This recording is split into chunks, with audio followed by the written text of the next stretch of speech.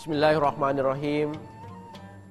Assalamualaikum warahmatullahi wabarakatuh. Alhamdulillah. Alhamdulillahilladzi nahmaduhu wa nasta'inuhu wa nastaghfiruhu wa na'udzu billahi min syururi anfusina wa min sayyiati a'malina may yahdihillah. Asyhadu an la ilaha illallah wa asyhadu anna Muhammadar Rasulullah. Allahumma salli ala Sayyidina Muhammadin wa ala alihi wa sahbihi ajma'in. Faqad qala Allah Ta'ala fil Qur'anil Karim.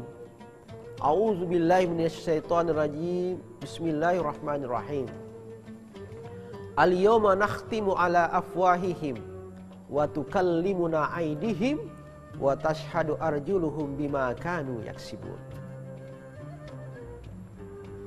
Sahabat TV One, pemirsa TV One yang sama-sama dimuliakan dan insya Allah dirahmati oleh Allah Subhanahu wa Ta'ala. Alhamdulillah wa syukurillah. Puji syukur kita panjatkan kehadirat Allah Subhanahu wa Ta'ala atas segala nikmat yang diberikan kepada kita. Mulai ketika kita hadir di kehidupan dunia ini sampai pada titik ini kita diberikan keberkahan oleh Allah Subhanahu wa Ta'ala. Kemudian salawat dan taslim kita kirimkan kepada baginda Nabiullah Muhammad sallallahu alaihi wasallam. Pemirsa TV One dimanapun Anda berada, pada kesempatan ini insyaallah saya akan menyampaikan sebuah nasihat yang merupakan nasihat salah satu sahabat Rasulullah, yaitu Utsman bin Affan. Ada 4 nasihat yang disampaikan oleh Utsman bin Affan, yang mudah-mudahan ini juga menjadi nasihat kepada kita umat Rasulullah pada hari ini. Yang pertama adalah kata Utsman, ya, iman, tingginya iman pada hari ini adalah iman yang paling tinggi, yang paling luar biasa adalah ketika kamu mampu merasakan kehadiran Allah di hadapan kamu. Maka itu adalah tingginya iman seseorang ketika kita mampu menghadirkan Allah selalu, senantiasa, seakan-akan berada di hadapan kita.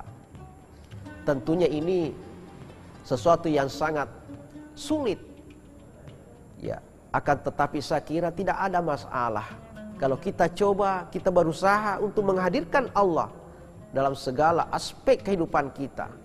Tentunya kita akan sedikit demi sedikit kita akan merasakan hal itu, ya. Tapi sebagai gantinya bahwa ketika kita mampu menghadirkan Allah, bahkan ada namanya sifat muraqabah, yaitu senantiasa merasa diawasi oleh Allah. Kalau kita memiliki sifat ini, sudah menghadirkan sifat ini di dalam diri kita, maka yakin dan saya yakinnya segala aktivitas kita, segala apa yang kita lakukan akan terkontrol, akan selalu jauh dari sesuatu yang dilaknat oleh Allah, selalu berada di jalan Allah. Kenapa? Kita selalu merasa berada di hadapan Allah. Makanya Ali bin Abi Thalib ketika kemudian pergi untuk mengambil wudhu untuk sholat, maka kelihatan muka Ali bin Abi Thalib pucat, meretap panah, ya, kelihatan pucat mukanya. Kenapa? Karena dia sudah menganggap bahwa saya akan menghadap Allah, Tuhan segala semesta alam. Loka siruntu fungala ta'ala, ya, sehingga mawiyata pana nasabak melo siruntu fungala ta'ala. Kalau sifat ini yang kita bisa miliki, insya Allah kita akan menjadi manusia yang terbaik, yang selalu terjaga aktivitas kita dari hal-hal yang tidak diridhoi Allah Subhanahu wa Ta'ala. Ya, ada 3 sifat kalau kita memelatih diri kita minimal Ada 3. Yang pertama adalah alim, sifat mengetahui yang dimiliki oleh Allah. Ya. Kita harus belajar di situ bahwa Allah punya sifat alim. Bahwa berapapun pasir yang ada di lautan, berapapun jumlah pasir yang ada di sungai, Allah tahu. Ya. Apalagi yang kemudian berapapun burung-burung yang terbang di udara, daun-daun yang kemudian berguguran pada hari itu, Allah tahu. Allah Maha mengetahui. Yang kedua adalah Sami'un, Allah Maha mendengar. Berapa banyak orang di dunia ini dari berbagai belahan dunia, dia mengangkat tangannya senaya bermunajat kepada Allah, melodok kepada Allah Ta'ala dengan permintaan yang berbeda-beda, dengan permohonan yang berbeda-beda.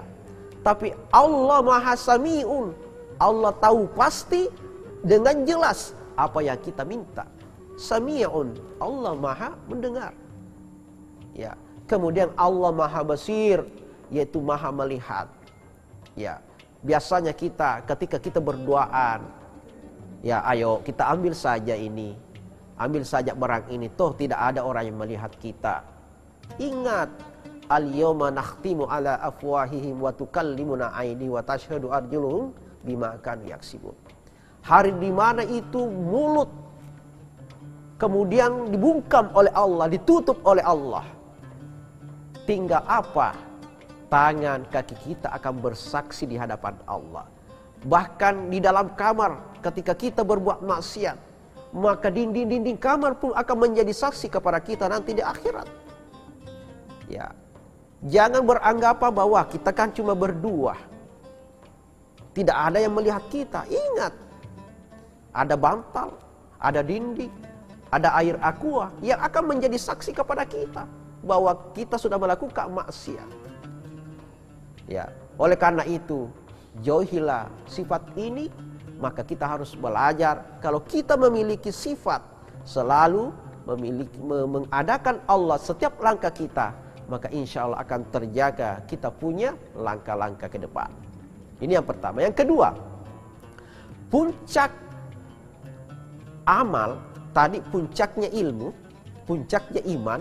Sekarang puncak amal itu adalah as-sholah, sholat. Jadi sholat itu adalah sesuatu yang sangat urgen di dalam agama kita. Bahkan pernah saya sebutkan, saya sampaikan bahwa amalan yang pertama dihisab nanti oleh Allah adalah sholat. Awwalu yuhazibuh bihi al-abadi yawmal qiyamah as-sholah. Tidak ada yang lain.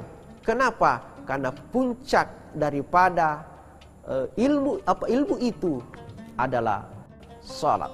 Oleh karena itu jagalah sholat kita dengan baik, sedang sebaik-baiknya, supaya kita terhindar dari segala sesuatu yang bisa membahayakan diri kita.